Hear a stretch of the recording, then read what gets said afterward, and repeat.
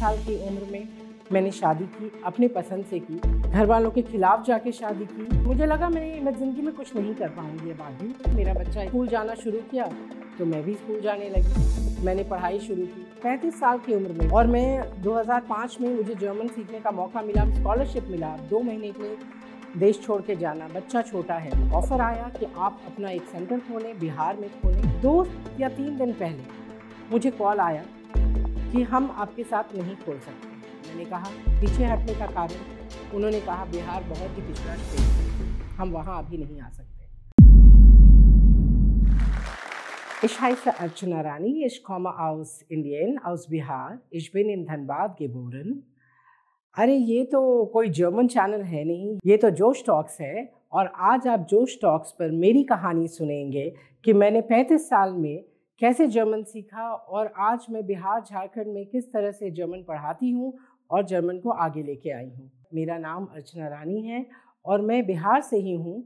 मेरा जन्म धनबाद में हुआ था जो अब झारखंड में है। और बचपन में मैं जब वहाँ रहती थी तो मेरे लिए वो एक परी की कहानी थी, जहाँ मैं अपने माता पिता के साथ रहती थी और वो बहुत ही आलीशान ज़िंदगी थी मेरी। पर उस आलीशान ज़िंदगी का बहुत लंबा सफ़र नहीं था, क्योंकि 11 साल की उम्र में मैंने एक एक्सीडेंट में मेरे फादर का देहांत हुआ और उसके बाद आगे मैं की जो ज़िंदगी थी वो बहुत ही अलग हो गई। अचानक से हमारे लिए सब कुछ बदल गया। हम 4 बहनें थे। मेरे पिता और माता ने हमें बहुत कुछ सिखाया था उस वक्त, और ये भी सिखाया था, जबकि हमारी ज़िंदगी बहुत ही आलीशान ढंग से गुजर रही थी, पर हमें हमेशा ये सिखाया गया कि आपके पास जो है आपको उसमें खुश रहना है।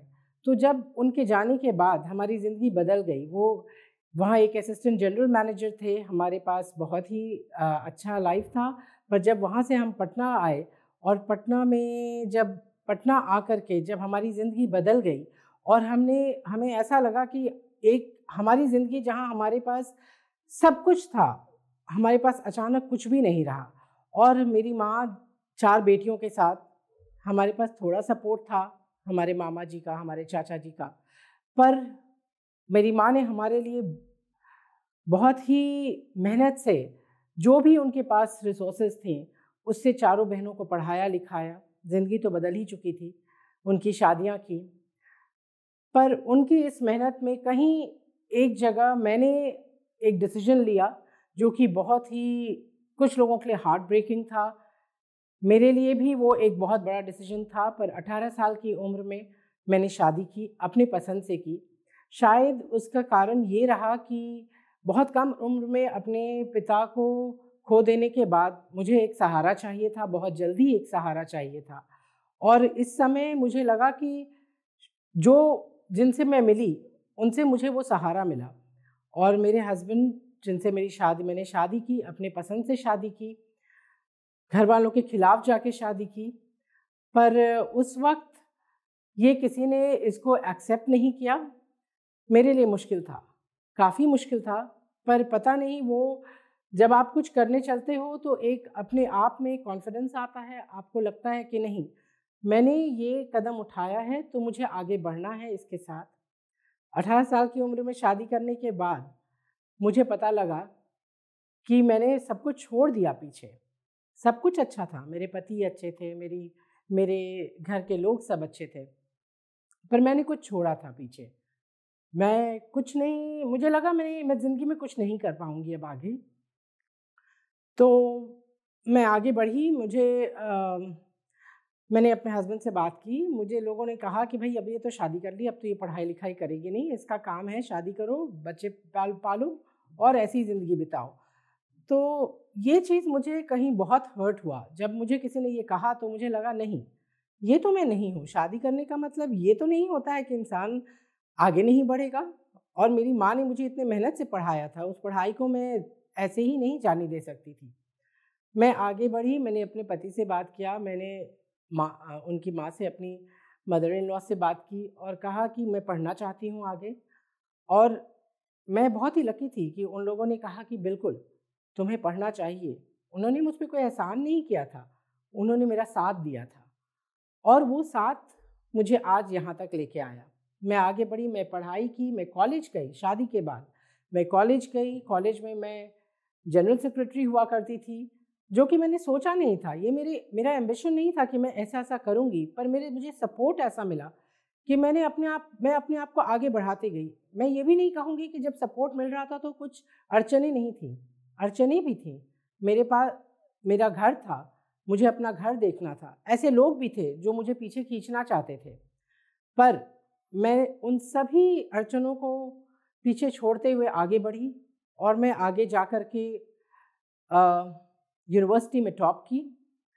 उस वक्त मैंने इंग्लिश में ग्रेजुएशन किया, पटना यूनिवर्सिटी से किया, टॉप की। आगे मास्टर्स की पढ़ाई करना चाहती थी, मास्टर्स में एडमिशन लिया, पर उस वक्त कुछ ऐसा हुआ कि मुझे छोड़ना पड़ा। आई हैड अ सन, मुझे एक बेटा हुआ। और उसके बाद जब मेरा बेटा बड़ा हुआ, वो स्कूल जाना शुरू किया, तो मैं भी स्कूल जाने लगी। मैंने पढ़ाई शुरू की और मैं आगे बढ़ती गई और वहीं से मुझे एक अपॉर्चुनिटी मिला। मुझे जर्मन सीखने के लिए सेलेक्ट किया गया। मुझे आगे जाने के लिए सेलेक्ट किया गया कि भाई मैं इंग्लिश डिपार्टमेंट को हेड कर रही थी। मुझे कहा गया कि आप जाइए, जर्मन सीखिए। और ये डीपीएस सोसाइटी का एक प्रोजेक्ट था, जिसको कि हमने जो पहला प्रोजेक्ट था, it was a pilot project. और ये प्रोजेक्ट को जब मुझे इसके लिए भेजा गया, तो मेरे दिमाग में बस एक चीज़ था कि मैंने अपनी पढ़ाई जो पहले की थी, बहुत मेहनत से नहीं की थी, किया था तो कभी रुकते, कभी कैसे भी किया। ये जर्मन लैंग्वेज जब मुझे सीखने के लिए दिया जा रहा है, तो क्यों नहीं मैं इसे बहुत अच्छे से करूं। और मैंने बस इसी मंशा से मैं आगे बढ़ी। और जब वहाँ गई, जो मैं भी एक्सपेक्ट नहीं करती थी, पूरे इंडिया से 24 टीचर्स थे हम, वहाँ मैं टॉप की और मुझे स्कॉलरशिप मिला। मैं जर्मनी गई 35 साल की उम्र में। मेरा बेटा क्लास 5 में था और मैं 2005 में मुझे जर्मन सीखने का मौका मिला। मैं सीखी, स्कॉलरशिप मिला। 2 महीने के लिए देश छोड़ के जाना, बच्चा छोटा है, आसान चीज़ नहीं थी। लेकिन फिर भी मैंने सोचा नहीं, ये मौका मुझे मिला है क्योंकि मैंने मेहनत किया है, और जो हम मेहनत करते हैं उससे जो हमें मिलता है उसे कभी छोड़ना नहीं चाहिए। और मैंने अपने हस्बैंड से बात की। मेरा 11 साल का बेटा, वो बोला, माँ आप जाइए, आप मेरी चिंता मत कीजिए। जबकि जब मैं जा रही थी वो इतना रो रहा था, पर उसने मुझे हौसला दिया कि नहीं, आप जाइए और कीजिए ये। मैं जर्मनी गई। जर्मनी में मैंने कोर्स किया। वहाँ से जब लौट के आई, मैंने और आगे भी कोर्सेज किए। और तभी मैं डीपीएस में ही थी। तभी मुझे लगा कि मेरी मदर इन लॉ, जिन्होंने मुझे हमेशा सपोर्ट किया था, और मेरी माँ, दोनों ही अपने एज से के ऐसे समय में अपनी ज़िंदगी पे आ रहे थे जहाँ पे उनको मेरी ज़रूरत थी। मैंने वहाँ एक छोटा सा पॉज़ लिया। इसी वक्त ग्योथे इंस्टीट्यूट ने मुझे ग्योथे इंस्टीट्यूट से ऑफ़र आया कि आप अपना एक सेंटर खोलें, बिहार में खोलें अपना एक सेंटर। और मैं बहुत ही खुश हुई। और जब मुझे ये अपॉर्चुनिटी मिला, मुझे मन था कि मैं जो मैंने सीखा है वो मैं वापस अपने स्टेट को दूं, अपने स्टेट के यूथ को दूं, यहाँ के लोगों के लिए ज़िंदगी और आसान बनाऊं। पर शायद मेरे लाइफ में हमेशा कुछ ना कुछ अड़चनें आती ही रहीं। जब ये सब कुछ अनाउंस होने वाला था, उस वक्त 2 या 3 दिन पहले मुझे कॉल आया कि हम आपके साथ नहीं खोल सकते हैं, सॉरी। ये मेरे लिए मेरी ज़िंदगी का सबसे बड़ा सेटबैक था। मैंने बहुत सारी अड़चनें पार की थी। ये एक जगह था जो मुझे ऑलमोस्ट तोड़ दिया था, और मुझे लगा नहीं, ये धोखा है, ये गलत है। मैंने अपने स्टेट के लिए इतना कुछ सोचा था, और इस तरह से लोग पीछे नहीं हट सकते। मुझे उस वक्त भी मेरे परिवार का बहुत सपोर्ट मिला। मैं गई, ग्योथे इंस्टीट्यूट दिल्ली गई, वहाँ लोगों से बात किया। मैंने कहा, आपने प्रपोज़ किया था शुरू करने के लिए, आज आप पीछे हट रहे हैं। पीछे हटने का कारण, उन्होंने कहा, बिहार बहुत ही पिछड़ा स्टेट है, हम वहाँ अभी नहीं आ सकते। हमें कहा गया है वहाँ स्टूडेंट्स नहीं रहेंगे, पढ़ने वाले वहाँ पे नहीं मिलेंगे। मैंने कहा, बिहार को मैं अच्छे से जानती हूँ, आपसे ज़्यादा अच्छे से, और मैं जानती हूँ कि वहाँ के स्टूडेंट्स क्या चाहते हैं, इसलिए मैं इस इंस्टीट्यूट को खोलूँगी। फाइनेंशियली आप मेरी मदद ना करें, लेकिन आपको मेरी ट्रेनिंग का ख्याल रखना होगा। और तब ग्योथे इंस्टीट्यूट ने मुझे सपोर्ट किया। उन्होंने मुझे आगे पढ़ने को भेजा।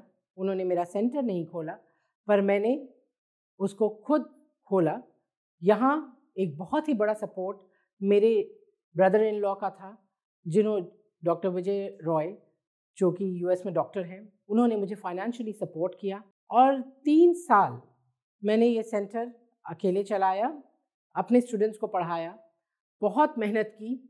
मेरे स्टूडेंट्स 100% मार्क्स तक लाए। जब ये 3 साल का सफ़र, मुश्किल सफ़र ख़त्म हुआ, तब ग्योथे इंस्टीट्यूट को लगा कि नहीं, मैं सच कहती थी। उन्होंने मुझे बुलाया, मुझे कहा कि आप बिहार में, झारखंड में, आप you are the mother of German there, आपको हम सपोर्ट करेंगे, आप हमारे साथ काम कीजिए, आप हमारी पार्टनर बने, आप हमारे लिए वहाँ पे कोऑर्डिनेट करें। और ये था बिहार झारखंड में जर्मन की बहुत अच्छी शुरुआत होने का टाइम, क्योंकि जब ग्योथे इंस्टीट्यूट का साथ आया तो मैं बिहार झारखंड के कोने कोने तक पहुँच सकी। जो मैं पटना में कर रही थी वो मैं बिहार झारखंड के कोने कोने तक पहुँच सकी। मेघाहातुबुरु पहुँच गई, मैं कहाँ नहीं पहुँची।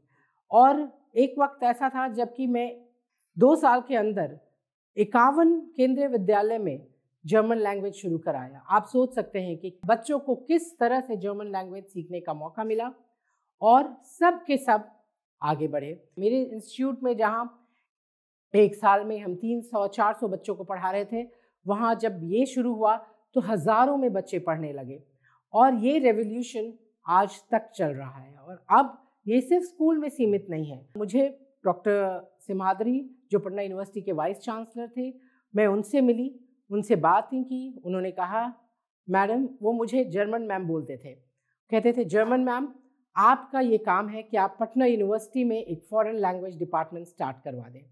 मैं आगे बढ़ी और न सिर्फ जर्मन, हमने फ्रेंच, जर्मन, स्पेनिश, ये सारे लैंग्वेजेस, मैंडरिन, जापानीज़, इन सारे लैंग्वेजेस का एक फॉरेन लैंग्वेज डिपार्टमेंट खोला। वो शुरू हुआ, आज वो चल रहा है, यूनिवर्सिटी में बच्चे पढ़ रहे हैं। जब मैंने शुरू किया था ये सेंटर, तो मुझे, जैसा मैंने कहा कि मेरे ब्रदर इन लॉ ने सपोर्ट किया फाइनेंशियली। उन्होंने मुझे उस वक्त 5 लाख दिए थे कि आप शुरू करो, एक छोटा सा इन्वेस्टमेंट था। पर आज जब मैं मोर देन लैक्स की कमाई एक महीने में कर लेती हूँ, जब जो मैंने इन्वेस्टमेंट किया था उस तरह की कमाई जब मैं एक महीने में कर लेती हूँ, तो मुझे बहुत ही अच्छा लगता है। और मैं सिर्फ कमाई नहीं करती हूँ, मैं और लोगों को इससे कमाने का ज़रिया भी देती हूँ, तो ये मेरे लिए बहुत बड़ी बात है। 27 बच्चों से मैंने शुरू किया था ये सेंटर, आज हज़ारों में मेरे एलुमनाई हैं। मैं सभी औरतों से कहूँगी कि आपने जो भी किया, सब जो कर रही हैं, अगर आप घर पे हैं वो भी एक बहुत बड़ा काम है, पर अगर आपको ऐसा लगता है कि आप में और भी कुछ है, आप और भी कुछ कर सकती हैं, तो उस पल का मत इंतज़ार कीजिए जो बहुत बड़ा है। एक छोटी सी बात भी, एक छोटा सा अपॉर्चुनिटी भी आपको बहुत आगे ले जा सकता है। लोग कहेंगे, इतना ज़ोर मत बोलो, इतनी ज़ोर मत दो, ये सही वक्त नहीं है। पर नहीं, अपनी दिल की सुनिए और वो सही समय खुद पहचानिए और आगे बढ़िए। औरतों के लिए, स्पेशली औरतों के लिए ये बहुत ज़रूरी है। तोरा सबके अगर ऐसा लग रहा हो कि जोश टॉक्स बिहार जमीनी स्तर के कहानी, किस्सा और लोग सबके जीवन यात्रा अगर दिखा रहा है, तो एक सब्सक्राइब करूँ, लाइक करूँ और वीडियो शेयर करते रहूँ।